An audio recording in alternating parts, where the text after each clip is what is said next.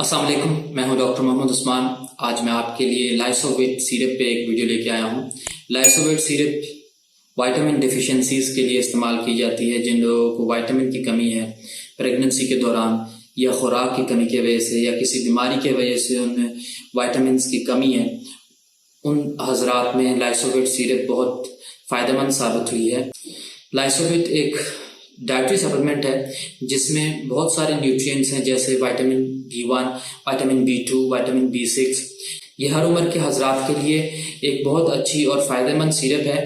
इस सिरप को बच्चों में ग्रोथ बढ़ाने के लिए इस्तेमाल किया जा सकता है, क्योंकि इसमें बहुत एसेंशियल न्यूट्रिएंट्स होते हैं जो बच्चों को ज़रूरी चाहिए होते हैं, और ये कई बीमारियों से और मुख्तलिफ किस्म के अमराज के वजह से होने वाली कमज़ोरी को भी दूर करती है। ये रिकवरी को भी तेज़ करती है। जिन लोगों को भूख नहीं लगती, या उनको लूज मोशन लग जाते हैं, या उनको मैदे में कोई खराबी है, उनके लिए ये सिरप बहुत फ़ायदेमंद है, क्योंकि इस सिरप में थायमिन और विटामिन B1 होता है। इसमें रिबोफ्लेविन और विटामिन B2 भी होता है, जो ओवरऑल हेल्थ को और ग्रोथ को प्रमोट करता है। इस सिरप में एक और इंग्रेडिएंट होता है जिसे विटामिन B6 कहते हैं। ये बहुत इंपॉर्टेंट इंग्रेडिएंट है जो लाइसोविट सिरप में पाया जाता है। इसे पायरिडॉक्सिन भी कहते हैं। ये हाजमे को दुरुस्त करता है और इम्यून के फंक्शन को बढ़ा देता है, और सेंट्रल नर्वस सिस्टम के काम को भी बेहतर बना देता है। लाइसोविट सिरप के कुछ रिस्क्स और वार्निंग्स भी हैं, जैसे कि ये प्रेगनेंसी में इस्तेमाल करने से पहले आप डॉक्टर से ज़रूर रुजू करें।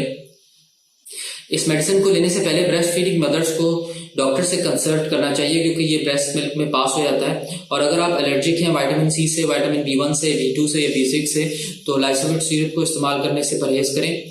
इस बोतल को इस्तेमाल करने से पहले अच्छी तरीके से शेक करें। एक मेजरिंग कप, स्पून या ड्रॉपर को इस्तेमाल करें ताकि राइट क्वांटिटी में ये दवाई ली जा सके।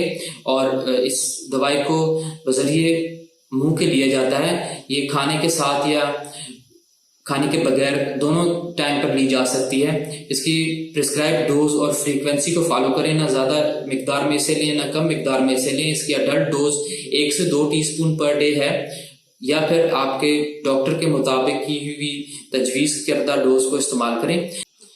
बच्चों में इसकी डोज 1 टीस्पून पर डे है, या अगर आपको किसी डॉक्टर ने मुख्तलिफ डोज आपके बच्चे के लिए तजवीज़ की है तो उस डोज को आप इस्तेमाल करें। और इस बोतल को इस्तेमाल करने के बाद इसकी कैप को बंद कर दें। ये नॉर्मल डाइट का, हेल्थी डाइट का कोई सब्स्टिट्यूट नहीं है।